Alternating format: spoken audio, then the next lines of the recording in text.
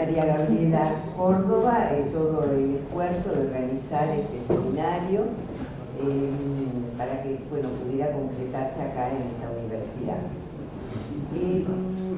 Efectivamente, la secretaria de posgrado les comentó algo que tiene que ver con los orígenes de estos estudios. Los estudios de género en la Argentina se desarrollaron a partir de dos grandes fuentes, por decir así. Una tuvo su origen efectivamente en las historiadoras.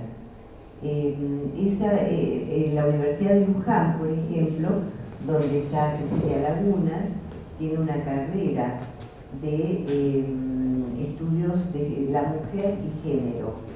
Yo pertenezco al otro grupo formador de estos estudios en la Argentina, que estuvo integrado por psicólogas, sobre todo. Y por eso el eje de mi trabajo es la articulación teórica entre psicoanálisis y género. Es decir, como que más que la reconstrucción de eventos históricos y la interpretación de lo que serían eventos sociales, a mí me ha interesado la subjetividad. Es decir, cómo el género construye el psiquismo de las personas.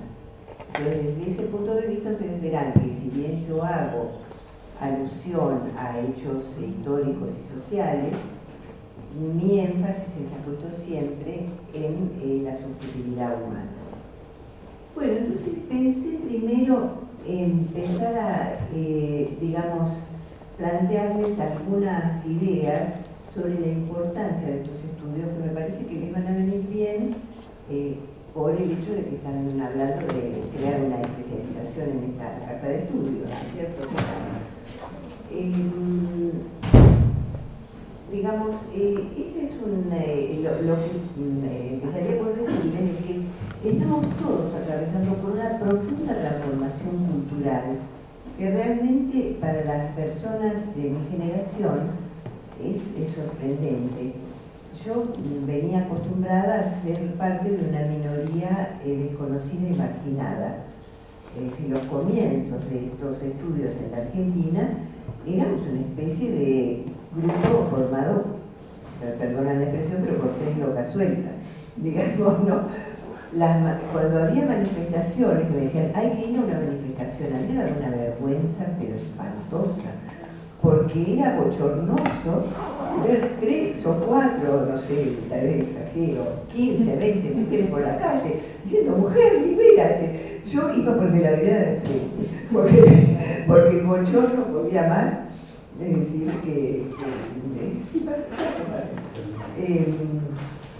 de modo que es comparar esa experiencia con lo que han sido las marchas y las manifestaciones masivas, pobladas de gente joven, sumamente radicalizada al respecto. Yo no sé, quisiera transmitirle la impresión que le causa a una persona de mi generación que ha sido pionera en este campo, porque yo creo que son pocas las personas que tienen, si ustedes tienen la suerte de ver que algo que les ha interesado, ideas que han defendido, se difunden de tal manera, pasando del desconocimiento y de la marginalidad a ocupar un lugar que los americanos llamarían del mainstream, es decir, un lugar central dentro de las preocupaciones culturales de la época.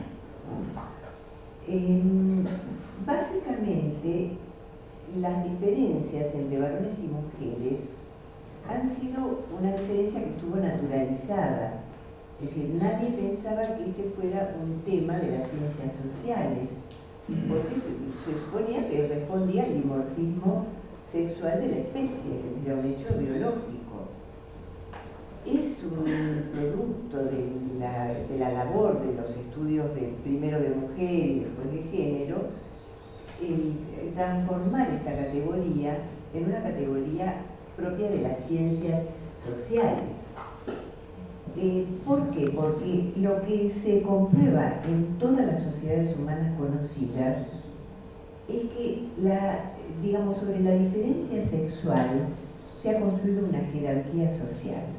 Es decir, que nuestra especie no ha tenido todavía la posibilidad de representar de modo colectivo las diferencias, si no es a través de transformarlas en jerarquías.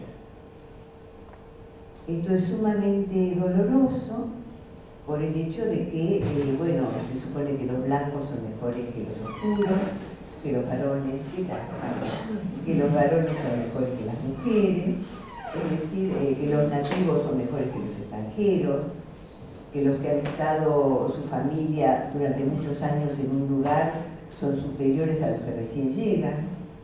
Es decir, hay como una tendencia muy fuerte a establecer jerarquías. Nuestra especie es, como tantas especies sociales, una especie jerárquica, ¿no? Y esto ha sido, por supuesto, origen de numerosas formas de opresión, de subalternización, de dominación de las personas. Prácticamente hay coincidencia en que esta tendencia se remonta a la humanización de la especie, es decir, que se remonta al Neolítico prácticamente. Incluso cuando se habla de la época, hay quienes hablan de épocas prepatriarcales, refiriéndose a la época en que se adoraban diosas madres. Que dicho sea de paso, yo vi una, ¿qué tal? Me dio una especie de ataque de emoción.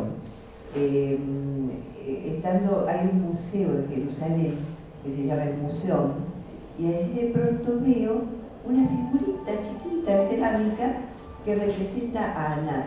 Anat era la diosa madre de esa zona de los cananeos y tiene como 6.000 años de antigüedad, y ha sobrevivido una imagen, es decir, son imágenes prepatriarcales.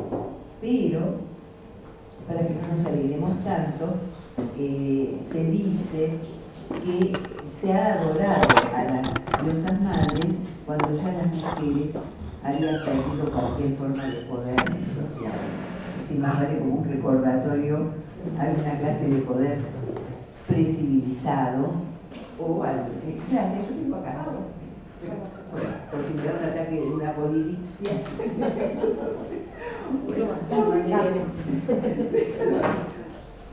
Bueno, entonces, digamos como que la dominación masculina ha sido universal. Les traje una fotito para primero analizarles un poco la vida, esta no la saqué yo porque está bien sacada, ¿no? Pero yo tengo alguna parecida sacada por mí en un museo que conocí hace poquito en Berlín. Hay un lugar muy impresionante que está reconstruido sobre la base de fragmentos, de trozos, y todo como una fortificación asiria que se llama la Puerta de Ishtar. Tal vez alguno ustedes lo haya podido conocer. A mí me impresionó muchísimo, no sabía de su existencia. Y caminando unos pasos, alejándome de la Puerta de Ishtar, que Ishtar era una de las diosas madres, ¿no? Es decir, la diosa madre de los asirios, también, creo que también los fenicios la adoraban, bueno, más o menos, los historiadores me disculpen por la vaguedad de mis referencias. Y vi estas figuras que son extraordinariamente bien hechas, que son leones o toros alados con cabeza de reyes. ¿Se entiende? Era como una metáfora de referirse a los reyes asirios como si fueran leones o toros, es decir, animales dominantes. Yo venía contentísima de la Puerta de Ishtar porque pensé, si adoraban hacia una diosa madre, la condición de las mujeres debió haber sido mejor. Ingenua de mí. Me acerco a estas hermosas esculturas y veo que cuentan que tienen una maldición. Es decir, el rey que hizo que las construyeran dijo: estas estatuas están hechas para que mi nombre sea recordado a través de las generaciones y no sea nunca olvidado. Y si alguno osara dañarlas, que se convierta en mujer. Es decir, que ya desde los albores de la historia, porque vieron por lo menos los que no somos historiadores, ¿no? Mis referencias históricas son de mi colegio, donde estudiábamos primero sumerios, después asirios, son los primeros pueblos conocidos. Bueno, desde los comienzos de la historia, ser mujer fue considerado una condición subalterna, una condición desfavorecida. Los judíos, por ejemplo, comunidad de la cual provengo, rezan, esto no lo sé porque me lo han contado, porque mi familia no es religiosa, pero rezan: Dios mío, te agradezco que no me hayas hecho mujer. Y mi madre me solía decir irónicamente que si yo me portaba bien, la religión judía me reservaba un lugar en el paraíso, servir de banquito en el cual mi marido pudiera apoyar sus pies. Es decir, que esto para darles una idea de la antigüedad y de la extensión enorme de la dominación social masculina. La dominación social masculina es un término que inventó un sociólogo francés, Pierre Bourdieu, que vino a convalidar y a darle brillo académico a la producción, ¿qué pasa que acá hay?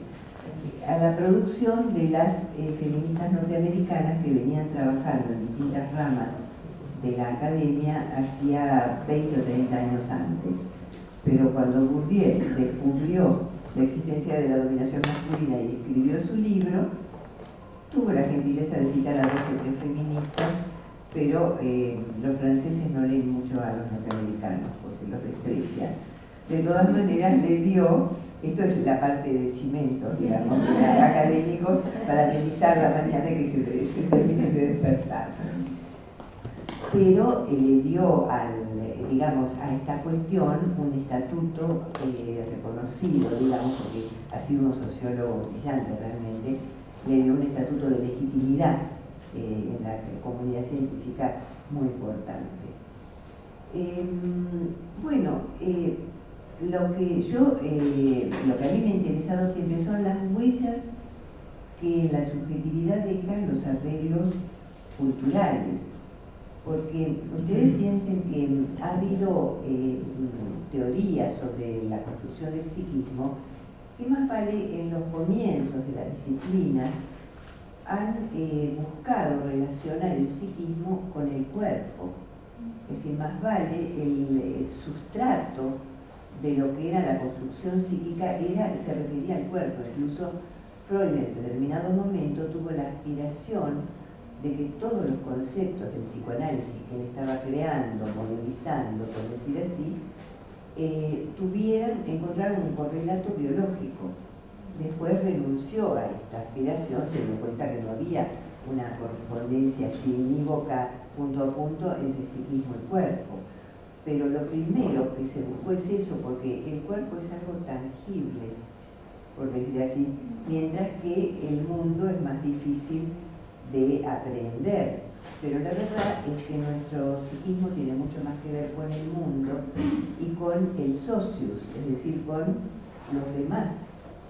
Es decir, llegamos a un mundo donde hay otros, y esos otros están organizados en función de tradiciones culturales, de lo que Lacan ha llamado el otro, con mayúscula, por ejemplo. Es decir, el tesoro de la cultura, que es todas las creaciones, las invenciones de los grupos humanos que le dan sentido a la existencia, que regulan la existencia social y establecen instituciones. Y esto es lo que nos construye. Vivimos, crecemos y morimos en ese contexto, en el contexto de lo que los otros creen, defienden y les da sentido a su existencia, ¿sí? Y esos son arreglos ancestrales, ¿no?, que han creado instituciones. Hay una inercia muy grande de estas representaciones porque se trata, como les decía, de un régimen de la dominación social masculina, o si ustedes prefieren decirlo desde la perspectiva de las mujeres, la subordinación femenina. Es realmente un sistema, por decir así, que hay una autora, sobre la cual voy a volver más adelante, que se llama Gail Rubin, y que lo ha llamado sistema sexo-género, que sería la forma en que se regulan las relaciones entre varones y mujeres, que se instituyen, ¿sí? Y pese a que, por ejemplo, nuestra legislación es una legislación sumamente progresista y está ayornada, existe una inercia muy grande de representaciones y valores, porque prácticamente toda la historia de la humanidad, ¿qué tal? Está caracterizada por la subordinación de las mujeres. Para darles una idea de lo recientes que son estos cambios, bastará decirles que la persona que les está hablando nació sin derecho a votar. Yo adquirí mi derecho a voto a los 3 o 4 años de edad. Es decir, que aún vivo y nací, digamos, sin derecho al voto. Esto es muy impresionante, a mí misma me impresiona decirlo, porque tal vez las personas más jóvenes ven por supuestos, digamos, todos los derechos obtenidos y la paridad, por lo menos formal y legal, de la que disfrutamos las mujeres con respecto de los hombres, y no se den cuenta en tiempos históricos, es el tiempo de una vida humana nada más. ¿Se entiende? Es decir, en tiempos biográficos reconozco que son muchos años, pero en tiempos históricos es ayer, es muy poquito, ¿no? Y eso se ve en todo, en las instituciones, en los objetos, en la forma en que la gente se casa, los que todavía se casan por iglesia. Por ejemplo, el padre lleva la novia hasta el altar y la entrega al novio. Es decir, esa es una clara escenificación de lo que el matrimonio es entre dos hombres. Es decir, la heterosexualidad responde a un contexto de homosocialidad, porque es un hombre el que se alía con otro hombre dándole una mujer. ¿Se entiende? Que la mujer es la prenda de alianza entre dos varones. Esto, son cosas que forman parte de nuestra vida cotidiana, entonces, bueno, están totalmente naturalizadas y aquellos de ustedes que se hayan casado por iglesia, ya sea católica, protestante o por sinagoga también, es decir, bueno, pensarán, ay, ¿qué vestido? Habrán pensado qué vestido me hago, como las invitaciones, es decir, ese tipo de cosas, pero verdaderamente si le construyen esas ceremonias ancestrales, tradicionales, que son parte del ciclo de vida de muchísimas personas, ahí van a ver cómo la dominación masculina está naturalizada. Está en las instituciones, está en la ropa, el hecho de que las mujeres, por ejemplo, las jóvenes por lo menos, exhiban tanto el cuerpo y los hombres estén con trajes más cerrados. Hay una paleohistoriadora española muy divertida que se llama Almudena Hernando, y ella al ambo lo llama el traje del poder, ¿no? Porque es como un traje de alguien que no necesita agradar en especial, de alguien que es puro sujeto, mientras que nosotras, bueno, yo ya he pasado a otra categoría, pero las mujeres jóvenes son objeto, digamos, se visten para ser objetos de deseo, es decir, exhiben el cuerpo. Fíjense ustedes, por ejemplo, en el Congreso de la Lengua, que es un evento social de ahora, fíjense cómo se la ve a la reina de España y al rey, por ejemplo, que es ropa protocolar, y ella con vestidos sin hombros que muestran el cuerpo, él con el clásico ambo, el traje del poder. Es decir, nosotras somos vestidas para agradar y para suscitar deseo. Bueno, se ha hablado, esto ya se los he dicho, ¿no? Como que el psicoanálisis, sobre todo el psicoanálisis lacaniano, que se ha puesto tan en boga en nuestro país y en muchos lugares de América Latina, que han sufrido la colonización francesa, digamos, habla de que no existe un significante que represente a la mujer. Y esto tiene que ver con que no hay en realidad una representación de la diferencia sexual. Por lo que les decía antes, la diferencia ha naufragado en la jerarquía. Entonces pareciera como si la oposición que organizara la cultura no fuera masculino-femenino, sino la oposición que Freud denominó en su momento como propia de la primera infancia, es la oposición entre fálico y castrado, o sea, entre quien tiene el órgano genital masculino y quien carece de él. Y esto que parece tan, como les diría, qué sé yo, teórico o académico, está en lo cotidiano. Yo recuerdo, yo atiendo niños también, ¿no? Es decir, trabajo como terapeuta de orientación psicoanalítica y también atiendo niños. Y recuerdo hace muchos años que les pregunté a los padres de una niña que me habían traído para la consulta si la niña tenía esclarecimientos sobre la sexualidad. Entonces me dijeron sí. ¿Y qué le dijeron? Y bueno, que los varones tienen pito y las nenas no. Es decir, las nenas no. Es decir, como que es una frase coloquial de gente común, ¿no es cierto? Pero Freud decía, se refería a las mujeres como la criatura sin pene. Hoy día es algo que decía, busca algo que la compense de su atrofia fálica. Es decir, no se puede creer, ¿no?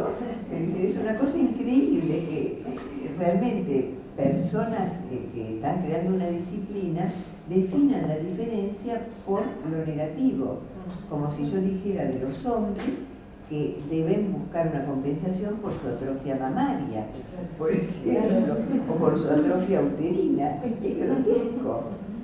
Pero eso está escrito, cualquiera que tenga dudas vaya a los textos que lo va a encontrar. Y eso ha permeado el discurso, digamos, proviene del discurso cultural, pero ha permeado también los discursos psicoanalíticos. Y eso es muy importante porque en la Argentina, por lo menos, el psicoanálisis todavía es una disciplina, digamos, que tiene un papel relevante en la atención de la salud mental de la población.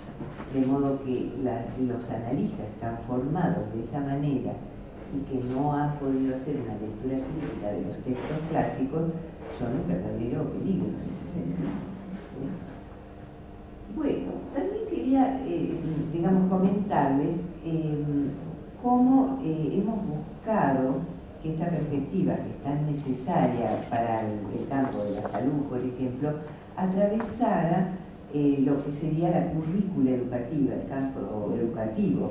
Y esto es pertinente porque veo que acá están tratando de incluirla por lo menos en un nivel de posgrado.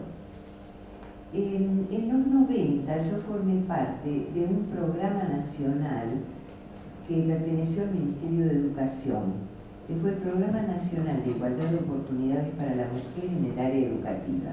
Se llamó PRIOM. Todavía en algunas oficinas de mujer de provincias lo recuerdan y dicen que ha quedado alguna huella de esa tarea. Básicamente ese programa buscaba atravesar la currícula en todos los niveles de la enseñanza con este enfoque. ¿Por qué? Porque este enfoque en realidad ha estado excluido, se entiende, ha sido algo invisibilizado. Por ejemplo, no sé, yo estudiaba psicología evolutiva en la facultad, ¿no? Y estudiaba el niño de 0 a 6 meses, como los libros de Gesell, ¿no? Que eran clásicos. Bueno, pero resulta que no hay niños y niñas, y hay algunos estados intersexuales, pero bueno, pongámosle que en un estudio general evolutivo no se contemplen en especial, pero es decir, siempre se ha pensado en un sujeto neutro, y ese sujeto neutro es una abstracción inexistente, y en realidad se ha tomado como modelo al sujeto masculino y se ha considerado al sujeto femenino como una desviación o una anomalía respecto de ese sujeto modélico. ¿Se entiende?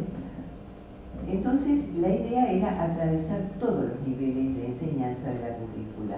No se sostuvo en el tiempo porque, previo a la conferencia de Beijing, a la conferencia de la mujer que tuvo lugar en la capital de China, la Iglesia objetó fuertemente la existencia del enfoque de género y entonces el equipo que formaba parte de este programa renunció en pleno. Pero durante mucho tiempo este programa existió.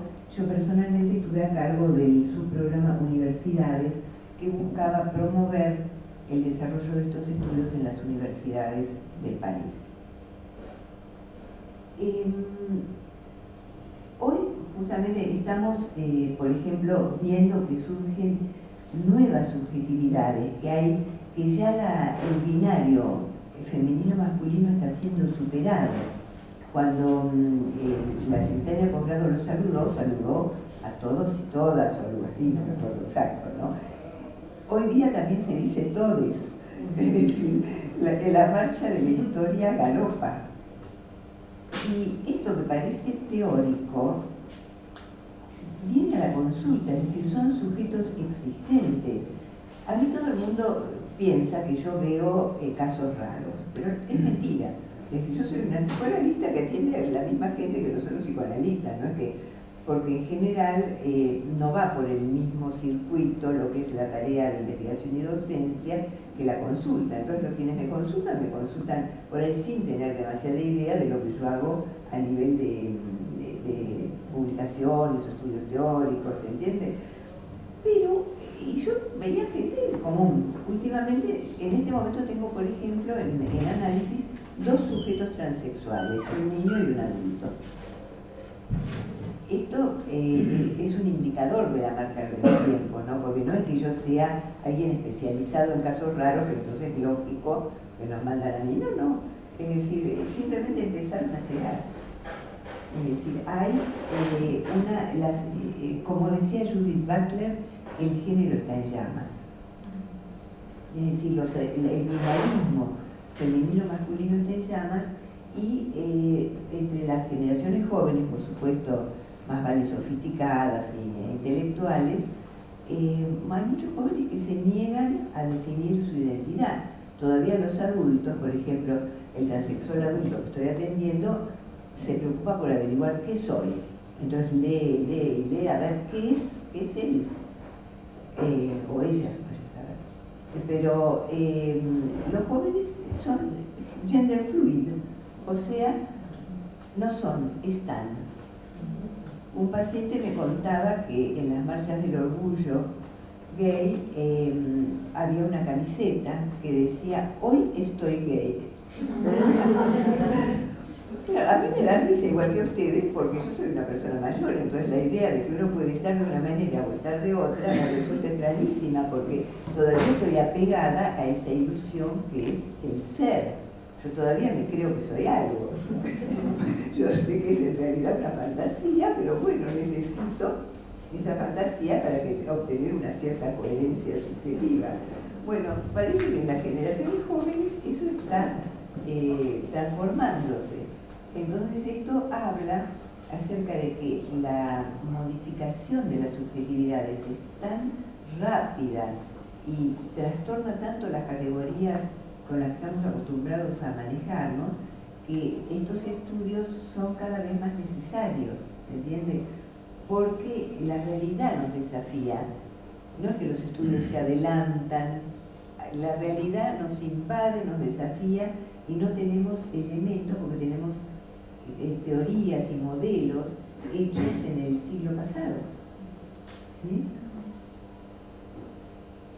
Bueno, le puse una ilustración, ¿no? Que esta es una foto de las marchas que tiene que ver, bueno, con estas nuevas subjetividades que les aseguro que a mí me sorprenden tanto como a ustedes, ¿eh?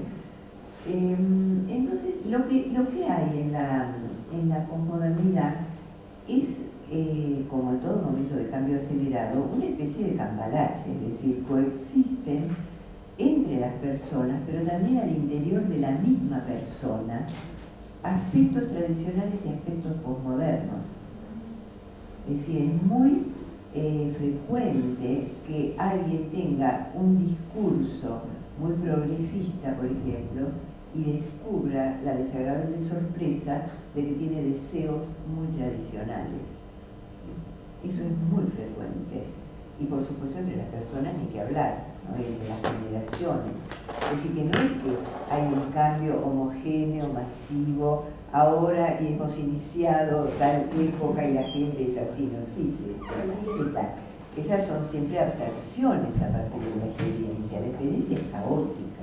en este momento, y ha surgido fuertemente lo que en Estados Unidos se ha llamado el backlash, es decir, una reacción conservadora fortísima, liderada por sectores confesionales, en parte católicos, pero sobre todo evangélicos. Las iglesias evangélicas tienen un gran desarrollo en la Argentina y han reaccionado fuertemente contra estas manifestaciones radicalizadas, digamos, del feminismo popular, por decirlo así. Entonces estamos en medio de un campo de batalla donde las personas tranquilas, a las que les gusta estudiar, nos sentimos un poco como tratando de esquivar las pedradas, ¿no es cierto? Porque es tan radicalizado el feminismo de las jóvenes, digamos, de las que muestran los pechos, felices de ellas que todavía tienen algo para mostrar, ¿no es cierto? En las manifestaciones callejeras, como de los sectores conservadores que dicen defender la vida, ¿se entiende? Hay una especie de campo de batalla. Entonces, bueno, a mí lo que me interesa aportar es reflexión a todo esto, es decir, la posibilidad de pensar que por lo menos todo esto demanda un trabajo de pensamiento, ¿se entiende? Es decir, más allá de afiliaciones fanáticas a cualquier idea, lo deseable es que nos demos cuenta que acá hay cosas para pensar y cosas para procesar en conjunto de una manera constructiva, ¿no? Es decir, hay, por supuesto, dentro de esta radicalización y esta difusión enorme de lo que serían los temas de género, hay mucha banalización, mucha gente sale y grita por las calles y no sabe de qué está hablando. Por eso yo ahora a continuación voy a empezar a hablarles más en términos teóricos para poder entender lo que son estas categorías y poder estudiarlas de una forma más reflexiva. Igualmente el adoctrinamiento, que a veces cae en extremos que me parecen ridículos, como el victimismo feminista o digamos, el considerar a los hombres como el enemigo, cosa que es grotesca también, la mitad de la humanidad. ¿No es cierto? Entonces me parece insensato. Yo soy, como si se recordará en la presentación, autora de un libro sobre varones. Es decir, si bien la masculinidad hegemónica merece críticas, los varones me merecen la mayor de la simpatía, digamos, y además, bueno, son la mitad de la gente, ¿no? De modo que estas actitudes son insensatas. Pero también, junto con esta banalización y esta radicalización grotesca, existe un enorme cuerpo de conocimientos de desarrollo internacional que es inabarcable. ¿Por qué? Porque es interdisciplinario. Todas las disciplinas sociales y humanas tienen académicas que han sido inspiradas en estudios de mujeres o género e inspiradas en teorías feministas. La antropología, la historia, la sociología, la psicología, hasta hay estudios biológicos que han tenido de algún modo alguna clase de influencia de los estudios de género. No en el contenido específico, pero por ejemplo hay una bióloga y epistemóloga, Evelyn Keller, que ella estaba casada con un biólogo también, que estaban estudiando reproducción humana. Entonces se puso a leer los reportes que hacía el grupo de estudios del marido, donde describían, por ejemplo, el óvulo está pasivamente esperando mientras los espermatozoides se lanzan a una carrera febril a ver quién llega primero y logra arponear la membrana ovular y lograr su objetivo de fecundar al óvulo. Parecía el relato de un partido de fútbol, ¿no? Es decir, con lo cual ella, ¿qué es lo que descubrió? Que aún en estudios que pretenden cientificidad y objetividad, los arreglos sociales humanos permean nuestra experiencia y nos proveen de metáforas. Entonces, el óvulo representante de la feminidad era visto como una especie de masa amorfa, inmóvil, estática, que estaba allí esperando la actividad de los espermatozoides, que eran activos, competitivos, como una especie de cazadores o balleneros, como ustedes quieren decir, y que luchaban para ver quién era el mejor y lograba el objetivo, es decir, metáforas calcadas de la imaginería que existe en las sociedades humanas sobre la masculinidad y la feminidad, que les diría imaginerías arcaicas incluso, ¿no es cierto? Entonces eso permea a todo y hasta puede a veces influir en los descubrimientos. Por ejemplo, un grupo de paleontólogos descubre huesos fósiles de un dinosaurio que no se conocía y están cerca de unos huevos petrificados. Entonces, la única mujer que había en ese equipo no había llegado todavía. Entonces, entre los paleontólogos varones dicen, claro, este dinosaurio seguro que se acercaba a este nido para robarse y comerse los huevos. Entonces le vamos a poner como nombre Eoraptor. Eoraptor viene a ser como ladrón del alba, una cosa así. Al rato llega la paleontóloga mujer, mira el asunto y dice, che, ¿no será una hembra? ¿No será que estaba empollando? Hacen el ADN y efectivamente era una hembra. Sí, pero ¿por qué el equipo de varones no pensó en eso? Porque ellos no piensan en general, digamos, en anidar, reproducir, alimentar, sino que piensan en pelear, guerrear, robar y matar. Perdón, muchachos. Estamos minoría. Tiene que ver con, no con nadie en particular, no, sino con la, digamos, las incitaciones culturales a la masculinidad, con cómo es lo que se cultiva en los varones. Pelear, no seas maricón, es decir, no llores, qué sé yo, mientras que es toda como una estilización cultural de las características agresivas en los varones y de las características maternales y protectoras en las mujeres, que es ancestral, ¿se entiende? Entonces, lo importante es que este enfoque ayuda a superar sesgos en la investigación, sesgos que pueden ser muy distorsivos, ¿se comprende? Es decir, que verdaderamente si a través de la investigación científica buscamos acceder a ciertas verdades, bueno, el incorporar este enfoque realmente ayuda en ese sentido, cuando por supuesto está bien procesado, bien tratado, ¿no? Bueno, acá les puse otra imagen que es la imagen de la actriz transexual chilena, protagonista de una película que se llamó Una mujer fantástica, que tal vez alguno haya visto, la vieron, y que realmente nos muestra, bueno, cómo la expresión de género no tiene a veces en algunos sujetos, no tiene un correlato con la biología, con la anatomía, como que un joven puede tener este aspecto tan femenino y tener una sensación subjetiva de feminidad tan fuerte y transmitirla, por supuesto. Yo creo que digamos, la inclusión del enfoque de género no se puede reducir ni a un posgrado ni a una materia optativa. Por supuesto que son comienzos que hay que celebrar, pero creo que tiene que atravesar toda la currícula.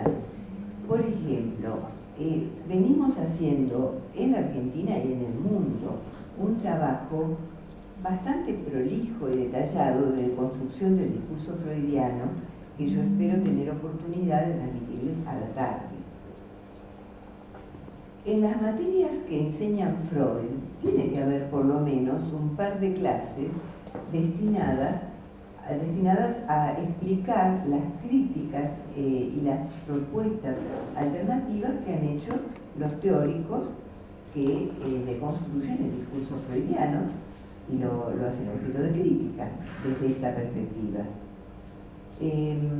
Hay, digamos, analistas en Estados Unidos, tales como Nancy Chodor o Jessica Benjamin, que son analistas de la escuela intersubjetiva de las relaciones de objeto, que han hecho una labor crítica. Y acá en Argentina, muchos de nosotros hemos hecho trabajos bastante importantes al respecto. En el libro que yo traje, que doné para la biblioteca, hay un par de capítulos destinados a ese fin, posiblemente. ¿Qué libro es? Recomenzar Amor y Poder después del divorcio, que le puse ese título amarillo para ver si vendía algunos ejemplares, pero en realidad, digamos, es Relaciones de Género en Familias Ensambladas. Que dejé un ejemplar que ustedes pueden consultar, y bueno, además he mandado una serie de capítulos. Están todos en la bibliografía compartida. Sí. Bueno, después cuando se estudia la escuela inglesa de psicoanálisis, por ejemplo, corresponde incluir esta escuela de psicoanálisis intersubjetivo norteamericano, que deriva de la escuela inglesa, pero que ha hecho versiones, digamos, alternativas sobre los mismos problemas. Respecto del discurso lacaniano, no es posible, claro, es una expresión, es una fantasía desiderativa, porque en general los analistas lacanianos han sido muy cerrados en torno del discurso que ellos han aprendido y transmiten, pero la verdad es que sería deseable que se vieran las visiones críticas del discurso lacaniano hechas por autores, por ejemplo, como Jane Flax, como Silvia Tubert, una analista argentina recientemente fallecida en España, Juan Carlos Kolnovich. Es decir, hay trabajo hecho al respecto.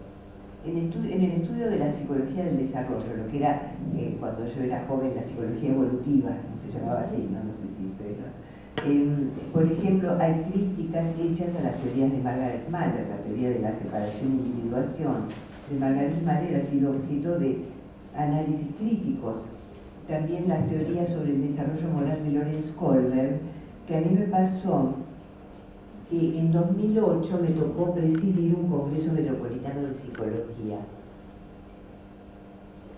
Y bueno, iba como van quienes presiden los congresos, recorriendo los distintos mesas, saludando, escuchando, qué sé yo, y veo que un invitado canadiense trae, que trabajaba con adolescentes, trae como referencia los estudios de Lorenz Kohlberg sobre el desarrollo moral, que fueron, me voy a referir con más detalle a estos estudios a la tarde, ¿no?, que fueron objeto de una crítica y una alternativa por Carol Gilligan, una discípula, autora de un libro muy influyente. No se puede enseñar Kohlberg si uno no enseña también Gilligan. Hay una serie de propuestas alternativas que hay que incorporar a la currícula. Lo mismo cuando se enseña psicopatología desde una perspectiva psicoanalítica, por lo menos. Es decir, hay estudios alternativos. Yo les di un trabajo mío sobre psicopatología. Sí, pasa. Acá hay tienen un estudio donde se hace una revisión de la psicopatología psicoanalítica y de los criterios de salud mental, ¿no? Hay estudios hechos, por ejemplo, en España por el Ministerio Bleichmann. Mabel Budin ha estudiado el malestar cultural femenino. Yo, como les digo, les mandé un artículo sobre una revisión general sobre la psicopatología. Bueno, después las atipias, como les decía, en la construcción del género hoy día empiezan a florecer, es decir, empiezan a aparecer, a salir del closet, por decir así. Entonces, bueno, me llega, por ejemplo, mi niñito, el niñito transexual, muerto de hambre, y me dice, tengo hambre, tengo hambre. Imagínense que brete para una analista relativamente ortodoxa. Dame galletitas. Yo realmente no sabía qué hacer. Entonces le digo, tengo pan solamente. Es una ridícula, ¿no? Pero, claro, no estaba acostumbrada a que mis pacientes me pidan de comer.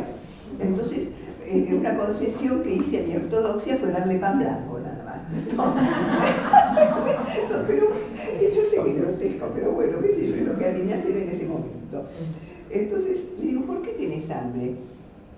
Porque cambié todas mis melvas, las galletitas, por figuritas con brillantina.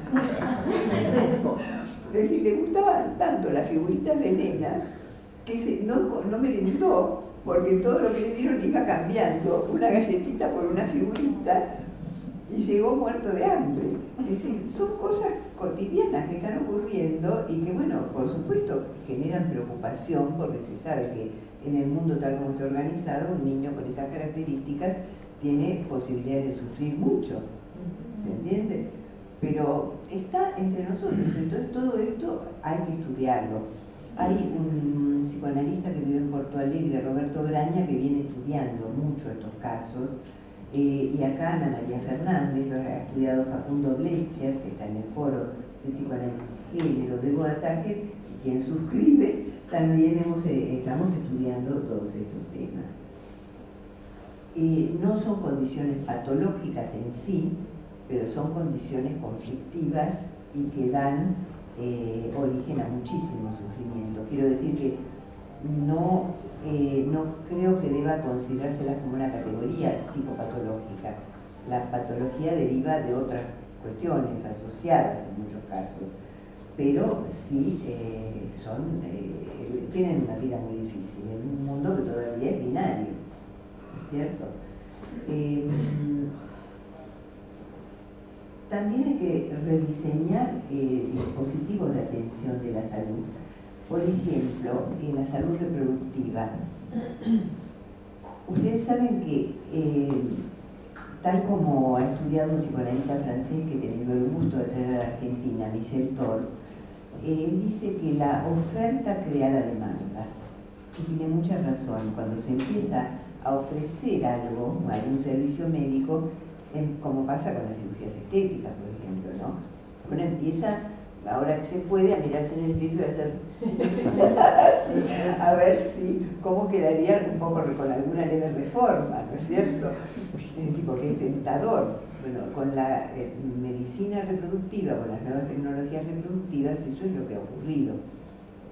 Es decir, la oferta ha creado demanda y se ha buscado tanto estimular de algún modo con fines mercantiles la clásica aspiración de las mujeres a ser madres sin someter esa demanda a un cuestionamiento. O por el contrario, en muchos casos, por ejemplo, en poblaciones que eran consideradas indeseables por las políticas del momento, se han ejercido técnicas de control natal, como las clásicas ligaduras de trompa que se les ha practicado a indígenas en Bolivia y que han dado origen a reacciones populares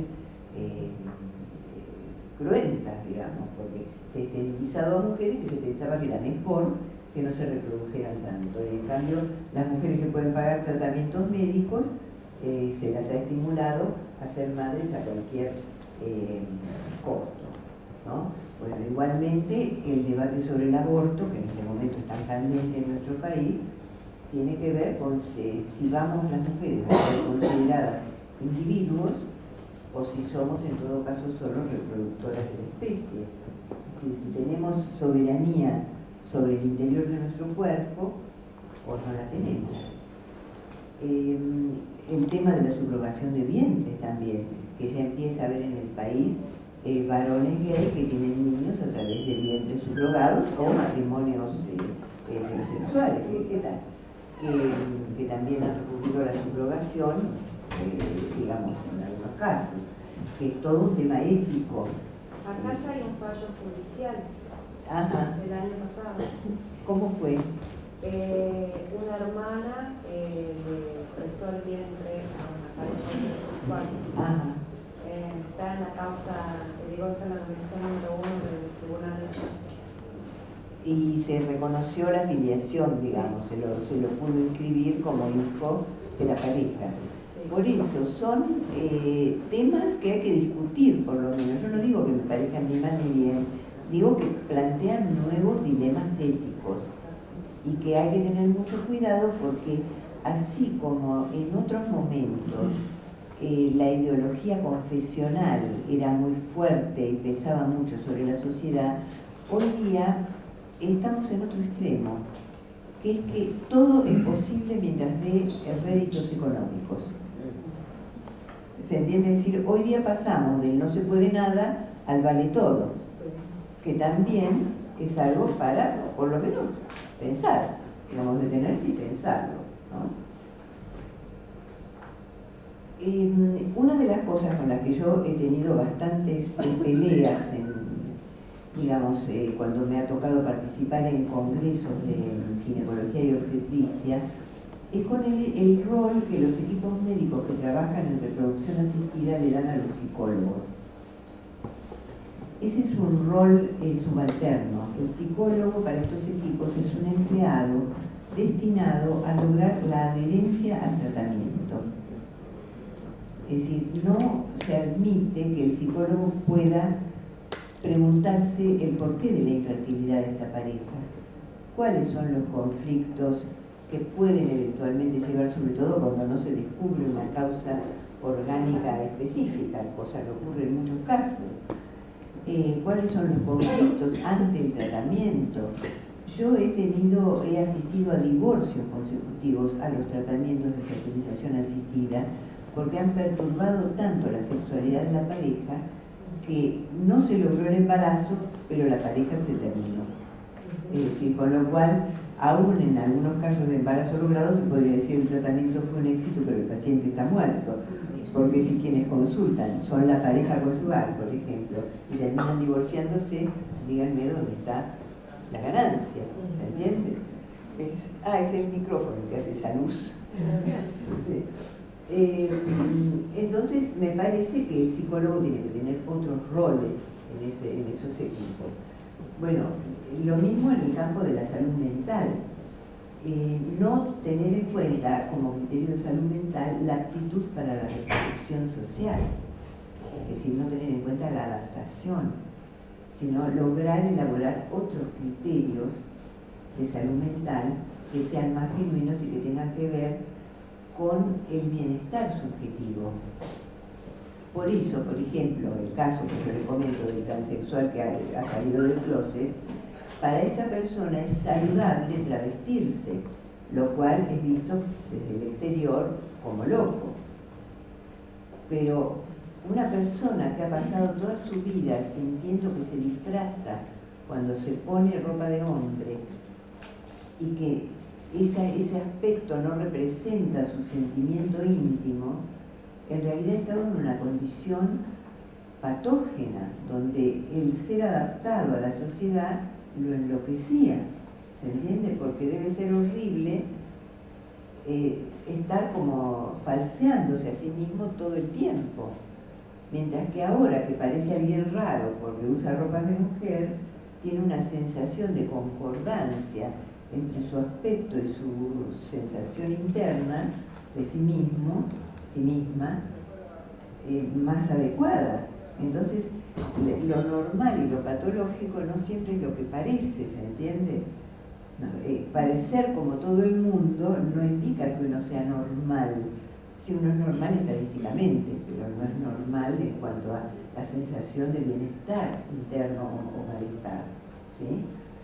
Entonces, me parece que en la posmodernidad lo que hay que valorar sobre todo como indicador de salud mental es la flexibilidad. Porque la verdad es que si no somos flexibles nos rompemos con la velocidad que están teniendo los cambios en este momento. Y también hay que trabajar en la construcción de estrategias terapéuticas, que en eso estamos atrasados, porque tenemos como más experiencia, por decir así, en la teoría, y en las terapias hacemos lo que podemos y seguramente hacemos muchas cosas nuevas que todavía no hemos logrado teorizar y digamos, transformar en algo transmisible. Creo que ahí tenemos un campo muy importante para avanzar, poder explicar qué es lo que estamos haciendo, que muchas veces es algo artesanal, como intuitivo, basado en la experiencia clínica, pero que no hemos logrado formalizarlo todavía lo suficiente, ¿no? Otra de las cuestiones donde es digamos, muy importante incluir estos estudios, y que de hecho se están incluyendo, no siempre con éxito y no siempre con el nivel y la calidad que sería necesario, es incluir el enfoque de género en la atención a las víctimas de la violencia. Nosotros en el país tenemos un enorme aparato, digamos, de programas que igualmente son insuficientes, pero que al lado de lo que había, que era nada, es muchísimo, destinados a asistir a las víctimas de violencia, programas que tienen psicólogos, trabajadores sociales y algún médico y abogados, ¿no? Y en estos programas es fundamental que tengan un enfoque de género para poder asistir correctamente, y sobre todo ahora se está empezando a entender la importancia de asistir a los ofensores, porque en un primer momento todo el mundo lo que quería era matarlos, pero vuelvo a decir, no se puede, son la mitad de la gente. Entonces, es decir, porque es bravo hablar con los equipos que asisten a víctimas de violencia, porque la violencia que se genera es terrible. Es decir, la gente que asiste a víctimas de violencia está violenta, porque claro, escuchan cosas tan horrorosas que los chistes que hacen entre ellos, por ejemplo, es a este caso hay que aplicarle el rifle sanitario, me han contado, ¿no? Es decir, la violencia engendra violencia, aunque sea violencia imaginaria, ¿no? En estos casos. Bueno, a mí me parece que no se puede matar a nadie. Yo creo que hay que asistirlos porque la violencia es un problema y hemos asistido hasta ahora los efectos de la violencia, pero no al ofensor, que es el que perpetra la violencia, que en una enorme mayoría de los casos es varón y que tiene que ser asistido, por supuesto. Es decir, ya hay dispositivos en otros países destinados a los ofensores, grupos socioeducativos, empieza a haber alguna gente que trabaja entre nosotros con hombres violentos, que yo he convocado para un seminario que me han pedido, pero todavía está en un estado incipiente, ¿no? Entonces, me parece que, bueno, que este es un enfoque que tiene que atravesar, como les expliqué, muchas áreas de la existencia social, la educación, la salud, para dar cuenta de los cambios, digamos, que son tan veloces. Antes de pasar a hablar más teóricamente del concepto de género, que es lo que me propongo acto seguido, quería preguntarles si tienen, de esto que expuse hasta ahora, hay alguna pregunta o comentario que ustedes deseen hacer antes de avanzar.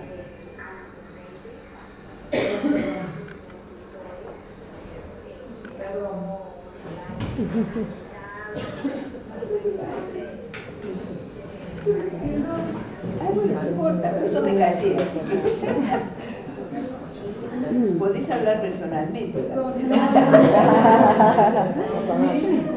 pasa nada. Allá me pregunto. Sí, por favor, parate así. Sí, porque... No, me quedé pensando en la última parte cuando usted habla de el concepto de salud mental y cómo hay que amasarlo ahora en la posmodernidad, y habla de la flexibilidad. Sí. ¿A qué apunta con esa flexibilidad, digamos, que ya sabemos? Bueno, básicamente a lograr adaptarnos, pero no mecánicamente, sino creativamente, a los cambios del contexto. Se me ocurre una escena de una vieja película española que contaba las transformaciones que hubo con la República y después con la caída de la República en España, ¿no? Cuando ve una pareja de viejos y el viejo le dice a la vieja: vieja, ahora con la República nos podemos divorciar, así que nos divorciamos. Y al día siguiente cae la República y le dice: vieja, ahora de nuevo no se puede, así que no nos divorciamos, ¿no? Es decir, a veces hay cambios culturales y sociales tan veloces, tan violentos, que las personas no logramos acomodar nuestra mente, digamos, para poder seguirlos. Entonces se producen acomodaciones formales, digamos, ficticias, pero verdaderamente no logramos elaborar, porque la elaboración psíquica lleva su tiempo. Entonces yo creo que se requiere, digamos, un indicador de salud mental en la posmodernidad es tener una personalidad flexible, porque las personalidades rígidas no sobreviven, digamos, o sobreviven formalmente, diciendo todo que sí para ser correctos, pero en realidad horrorizadas en su interior. Claro, con discursos políticamente correctos en general. Exacto. Que la verdad es que yo tengo una saludable desconfianza de la corrección política, ¿no? Es decir, a mí me parece que es mejor que alguien exponga sus objeciones internas y sus dudas y todo eso, que diga que sí, bueno, para estar con la masa, por decir así, ¿no? Sí. Con relación a esto de la flexibilidad, quería traer un problema que se viene planteando últimamente, que es en torno a los scratches. Y en relación también a lo que he dicho recién sobre esto de asistir a los profesores, hay como una pregunta gravitatoria que es ¿qué viene después del scratch? O sea, porque es como arbitrario. Si muchas de nosotras que estamos a favor del scratch, de que se visibilice, porque hay muchas prácticas que se vienen ejerciendo desde hace mucho tiempo con absoluta impunidad, ¿no? Y entonces hay que visibilizarla para discutir qué se sigue haciendo. Pero, por ejemplo, muchos de nosotros estamos en contra de las prisiones, por ejemplo. No creemos que las prisiones rehabilitan a nadie, sino que estigmatizan más a los sujetos. De pronto pedimos cárceles para los femicidas, o pedimos inclusión, o qué hacemos con esa gente que escrachamos, las exiliamos, o sea, nos sacamos de la sociedad, cómo es. Y hay algunos sectores del feminismo que plantean, bueno, nosotros no estamos acá para educar a los que defienden el patriarcado, o sea, hombres y mujeres, no estamos para eso, que vean qué van a hacer.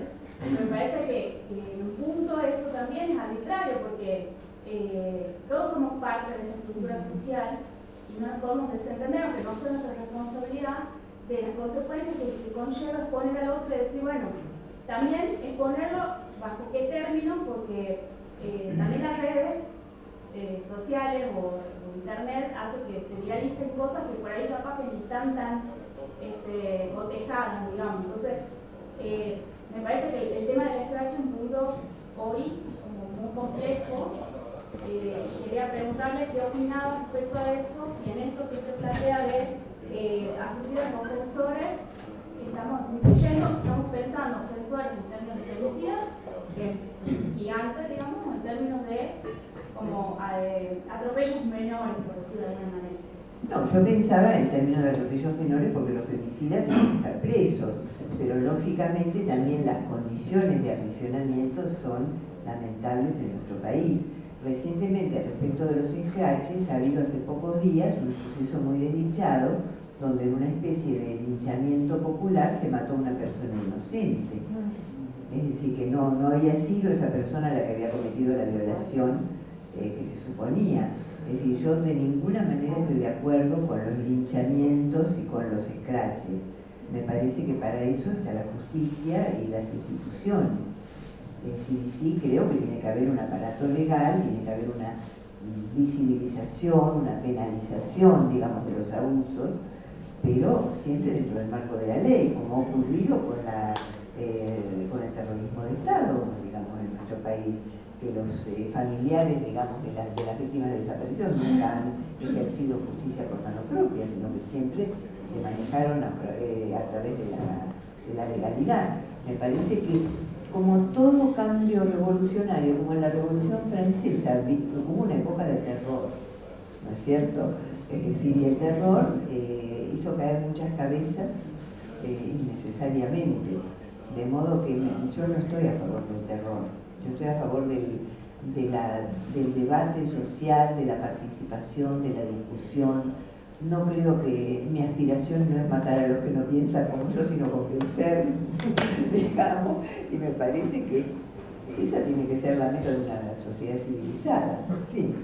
Sí, me generaba pregunta lo que plantea la compañera, y también un poco lo que dice usted, eso de, bueno, se lo dejamos a la justicia, pero por ahí sabemos que la justicia también tiene una perspectiva patriarcal, lo sabemos con el fallo que le dieron a Lucía, ¿sí?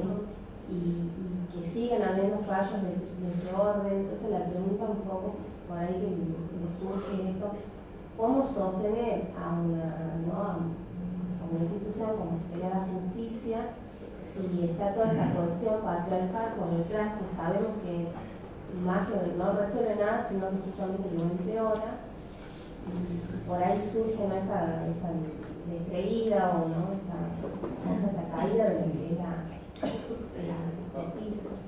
Es cierto lo que vos decís, pero me parece que la cuestión no pasa por descreídos de la justicia, hacer justicia por mano propia.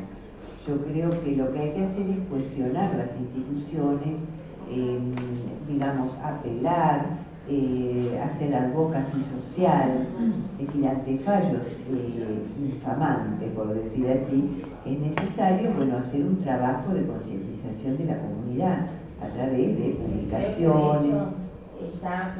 De hecho, se le exige que tenga la perspectiva de género en la justicia en todos los ámbitos, de lo más chico a los jueces, pero eso que en realidad por ahí quizá lo veamos bastante un año.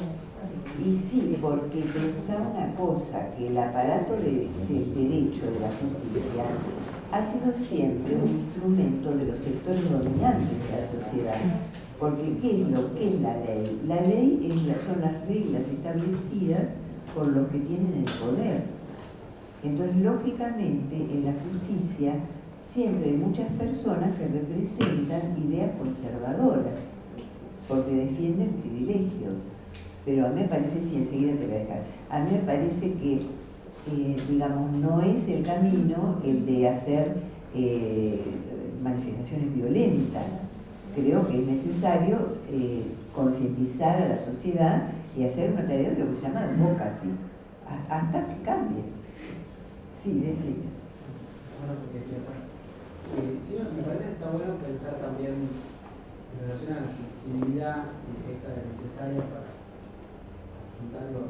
sobrevivir el cambio, y a los scratches, como pensar en la diferenciación de los scratches en los tiempos virtuales, en cómo el scratch no es linchamiento en generaciones de adolescentes y jóvenes de 15 y 20 años, sino es una construcción de unas redes de autocuidado que circula a través de las redes, que cuentan qué pasó y que con conciencia de que todavía la ley no está del lado de ellas, que no va a haber ningún tipo de mecanismo legal que funcione para los millones de actos de violencia que ni siquiera están del todo tipificados. O sea, que me parece que está bueno pensar que el scratch virtual, que pasa mucho, por lo menos en Tucumán no hay muchos casos de linchamientos a hombres que hayan, sino más bien una exposición y un saber, y muchas veces son incluso como en páginas de redes sociales muy adolescentes, que ya tenemos más de 20, no manejamos, pero que tiene otro sentido. Y me parece que tiene también como esa flexibilidad, la perspectiva de decir, bueno, sí, acá hay una violencia que claramente la ven las adolescentes, pero no hay un sistema que dé cuenta de esa violencia y que encuentre como otra salida. Me parece que está bueno pensarlo en esos términos del scratch, sobre todo en el movimiento feminista. Sí, es un tema, digamos, el manejo de las redes, porque no tienen regulación, ¿no? Entonces, efectivamente, allí es más difícil evitar lo que serían los linchamientos. No sé cómo se maneja eso realmente, pero algo habría que inventar, ¿no? Escapa a mi conocimiento, digamos, saber cómo podría regularse de alguna manera el evitar las calumnias, son formas. Ustedes fíjense que el control social no es nuevo, es viejo. En las sociedades premodernas, en los pequeños pueblos de Europa, digamos, la sociedad funcionaba en base al control colectivo. Por ejemplo, un marido que la mujer lo había engañado, lo sentaban sobre un burro, pero al revés, mirando la cola, y lo paseaban así por todo el pueblo, mientras los chicos le tiraban terrones de tierra y se burlaban de él, porque él había permitido que la jerarquía necesaria, donde el varón, considerada necesaria, donde el varón dominara, fuera subvertida y que su mujer lo engañara. ¿Se entiende? Es decir, que hoy día las difamaciones o infundios que puedan circular en las redes son una manera infinitamente amplificada de este control social que ya viene desde el medioevo. ¿Se entiende? Es decir, en el fondo es el mismo mecanismo, ¿no? Y es más difícil de controlar en este momento, y la verdad que no se me ocurre cómo, pero bueno, invéntense algo. Bueno, ¿alguien más? ¿No? Entonces, sí. Sí, buenos días, ¿Qué tal? bueno, yo asistí por ahí de los años 90 a Buenos Aires a sus seminarios sobre psicoanálisis y género, así que para mí es una inmensa alegría volver a verla. Sí, yo te digo, la conocida. Sí, en esos aportes tan valiosos, ¿no? Y cuánto tenemos que insistir y perseverar en estas conceptualizaciones, ¿no? Que son tan importantes y que atraviesan nuestra práctica psicoanalítica, ¿no? En esta permanente revisión del psicoanálisis, ¿no? Que nos da herramientas muy importantes, pero que a la vez, y sobre la posición de feminidad y la posición binaria, hoy la tenemos que gestionar bastante bien, ¿no? En el sentido del estudio, de la crítica, de la revisión permanente. Así que para mí es una alegría volver a escucharla, porque bueno, a mí me orientó en mi práctica clínica hasta hoy en día. Ha sido como verdaderamente un insight a poder dar respuestas, ¿no? a las cuestiones que despierta la clínica, ¿no? Así que inmensa alegría de tenerla con nosotros y bienvenida a Tucumán. Bueno, muchas gracias. Lo que me queda por contestar es eso. Muchas gracias y me alegro de haber contribuido en algo a una práctica de una colega. Totalmente. ¿No? Gracias. No, por favor, gracias a vos. Bueno, entonces vamos a empezar a ver cuestiones más teóricas que pueden llegar a ser un poco densas. Cuando no entiendan algo, protesten, que serán escuchados. ¿De dónde viene el concepto de género? Porque los estudios estos, en un comienzo, fueron estudios de las mujeres, o estudios de la mujer. La primera carrera que se fundó en la Facultad de Psicología de la UBA fue la carrera de estudios de la mujer, y yo fui docente de esa carrera. Eso fue en el 87. Entonces, de la mujer. ¿Pero qué es la mujer? Acá hay un montón de mujeres, pero tienen distintas edades, tal vez vengan de distintas etnias, no sé si pertenecen todas a la misma clase social, y tal vez no tengan todas la misma orientación sexual, de modo que la mujer es una abstracción. No hay tal cosa como la mujer, como decía Lacan, pero en otro sentido se los digo, ¿no? Es decir, hay mujeres definidas por otras variables que se intersectan, se articulan con la variable del género. Por eso rápidamente se pasó a hablar de mujeres en plural. Pero más o menos en los 80s, ya en el mundo se empezaba a hablar de género en lugar de mujeres. ¿Por qué? Porque el concepto de género tiene una ventaja, que es que permite albergar los estudios sobre la masculinidad. Los estudios sobre mujeres los empezamos, las mujeres que podrían decirse éramos como una vanguardia dentro del género, es decir, mujeres muy modernizadas, con aspiraciones personales, educativas y laborales, mujeres no tradicionales, por decir así. Los estudios de varones vinieron después como a consecuencia de los estudios de mujeres, y fueron comenzados por los varones que estaban incómodos con las exigencias de la masculinidad, que en muchos casos no lograban conformar esa elevada exigencia que a veces puede ser agobiante para el hombre, digamos, esa exigencia de liderazgo, de dominancia, de éxito, y empezaron a estudiar su propia condición desde esta perspectiva. Y después surgieron los raros, que hoy día, dentro de poco, los raros vamos a ser los tradicionales, digamos, que están adquiriendo una hegemonía muy veloz, que son los estudios queer. Los estudios queer, que son estudios hechos por gays, lesbianas, bisexuales, transexuales, que han logrado una calidad de elaboración académica realmente notable, ¿no? Es decir, por supuesto, hay algunos estudios con los cuales yo puedo estar de acuerdo o me resultan sumamente estimulantes y otros que no. Pero eso pasa con todo en la vida, ¿no es cierto? Es decir, eso, entonces el estudio de género, gracias Camila, vos decime cómo... Bueno, yo aunque sea empiezo a darles una idea y después en unos 10 minutitos hacemos el intervalo, así no los agoto. Bueno, entonces les decía, la denominación estudios de género sirve como un paraguas grande para albergar todos estos estudios. Es decir, estudios que en general están inspirados también en teorías filosóficas feministas y en una pretensión política de igualdad entre los sujetos. Si bien son estudios académicos, pero la base es la defensa de la igualdad, primero entre hombres y mujeres, igualdad de derechos me refiero, ¿no?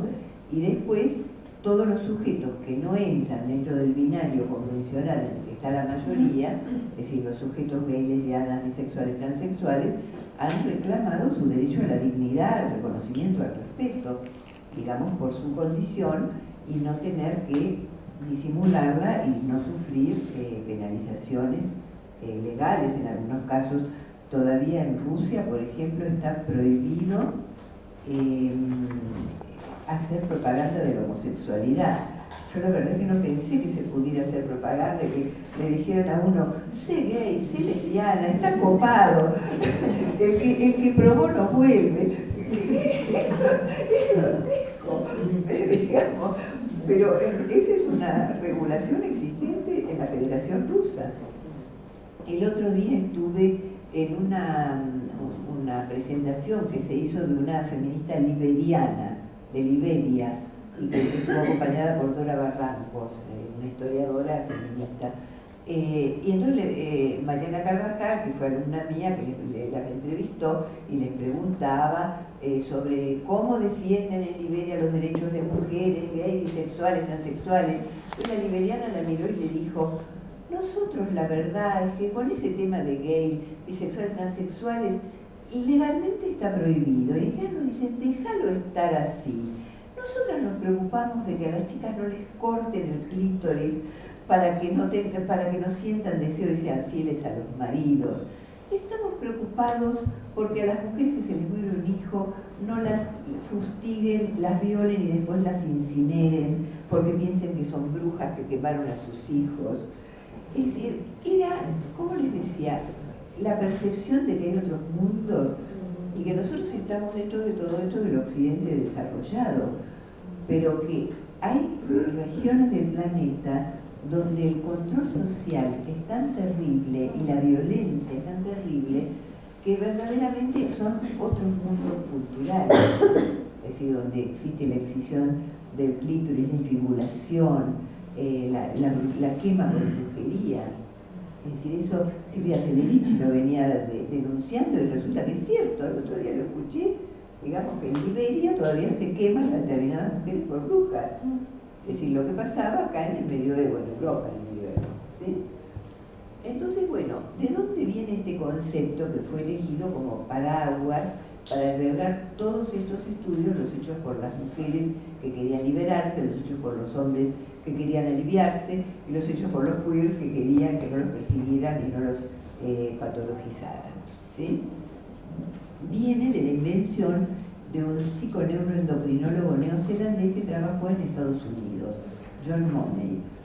Él quiso estudiar de dónde venía el sentimiento subjetivo de ser femenino o masculino.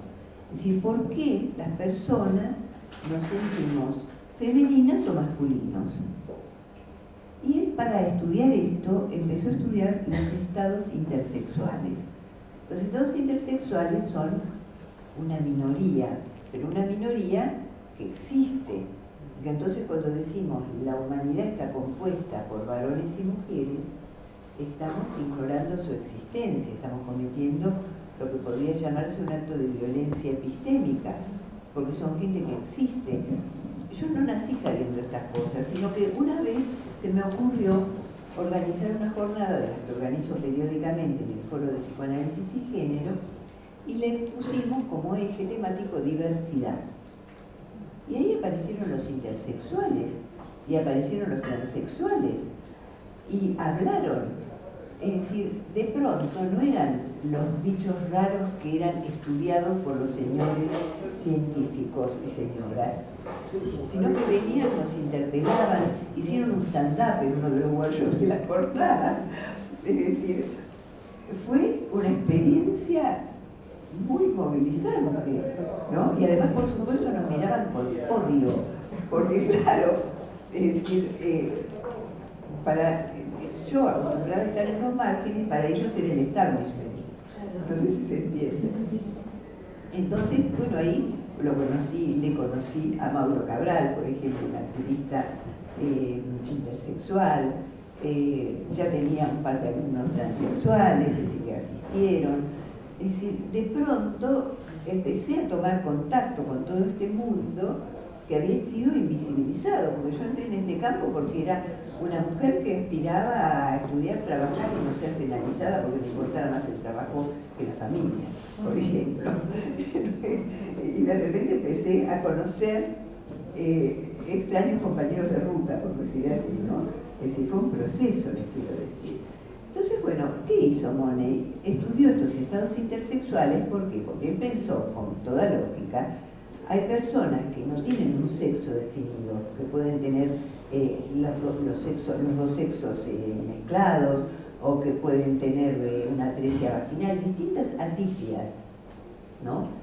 ¿Cómo estas personas se sienten femeninas o masculinos? Porque en aquel momento no había un espacio en el sistema simbólico para alguien que no se sintiera ni femenino ni masculino. ¿Se entiende? Uno se sentía, era mujer o era varón. Esto estoy hablando de los años 50. En el 55 publicó por primera vez Monet. Entonces ni siquiera entraba en la cabeza pensar que la gente pudiera sentirse que no era ni varón ni mujer. Hoy día podemos empezar a decir eso. En ese momento no existía. Entonces él creó un concepto al que llamó sistema sexogénero. Es un concepto que él aplicó a la fórmula sexual de un individuo, de cualquier individuo. Es decir, uno ve un individuo y dice, bueno, esta persona tiene genes, es decir, es XX o XY. Eso se puede averiguar, digamos, mediante un estudio genético. Tiene gametos, es decir, su cuerpo tiene óvulos o tiene espermatozoides. Ese es otro indicador. Tiene hormonas, es decir, tiene más testosterona andrógena, eso se encuentra en general en los varones, o poquita, y tiene estrógeno, que eso se encuentra más en las mujeres. Tiene caracteres, tiene genitales, tiene pene o vagina, es decir, tiene caracteres sexuales secundarios, es decir, mamas desarrolladas o mamas atrofiadas, digamos, la distribución de la pilosidad, de la grasa corporal, todo eso. Es decir, todo eso formaba lo que él llamaba el sistema sexogénero, pero el género fue una denominación que importó de la lingüística. Y la importó porque se usa en los estudios del lenguaje para clasificar a los sustantivos en masculinos, femeninos o neutros. Y lo que Monet descubrió, lo que fue su hallazgo más importante, que había un factor que opacaba la eficacia de todos estos factores que antes se pensaron que eran la base de la feminidad o la masculinidad. Antes pensaban, claro, vos sos masculino, no sé, porque tenés barba, tenés la voz más gruesa, sos más alto, sos más musculoso, y lógico, ¿cómo no vas a ser masculino? Ah, bueno, pero resulta que hay personas que tienen todas estas características y se sienten femeninas. Son pocas, pero existen. Y hay personas que tienen todos los caracteres biológicos de mujeres y se sienten varones. Y empiezan a tomar testosterona, como ha hecho Verdes Preciado, digamos, para adquirir caracteres sexuales secundarios masculinos. Entonces, ¿de qué depende? De lo que él llamó la asignación de género. ¿Qué es la asignación de género? Es lo que los otros creen acerca del infante que acaba de llegar al mundo y no sabe nada. Es decir, ven ese cuerpo, o ahora antes de verlo en la ecografía, pero en esa época no existía la ecografía, ¿no? Entonces lo ven y el médico dice, nació una nena o nació un varón, cosa que en los estados intersexuales muchas veces era una asignación equivocada, porque por ejemplo, era un varón que había nacido sin pene y le decían, bueno, es una nena. Recién después, en el crecimiento, se empezaba a ver que había algo raro y se estudiaba, pero lo primero que se había dicho es una nena. O una niña que había nacido con un clítoris súper desarrollado y se decía, este es un bebé varón, ¿entiendes? Entonces, esa asignación es la creencia del otro y gatilla una serie de proyectos identificatorios sobre ese cuerpo, sobre el cuerpo de ese infante. Freud, en Introducción del Narcisismo, una obra del 14, cuando habla del narcisismo de las personas, es decir, su autoestima, para decirlo de una manera más accesible, dice que las personas adultas, ya los avatares de la vida, ayudan a que renunciemos a la omnipotencia infantil. Los chicos son muy omnipotentes, saben todo, pueden hacer todo, es decir, pero bueno, los golpes de la vida nos van ayudando a tener una percepción, digamos, más acorde a realidad de lo que podemos y sabemos. Pero, dice Freud, los adultos mantienen esta ilusión de perfección, de omnipotencia, y la delegan en los hijos. Entonces piensan que su hijo será un gran hombre, dice Freud, o que su hija se casará con un príncipe. 1914, ¿no? En 1914 lo que podía lograr una chica era conseguir un gran hombre.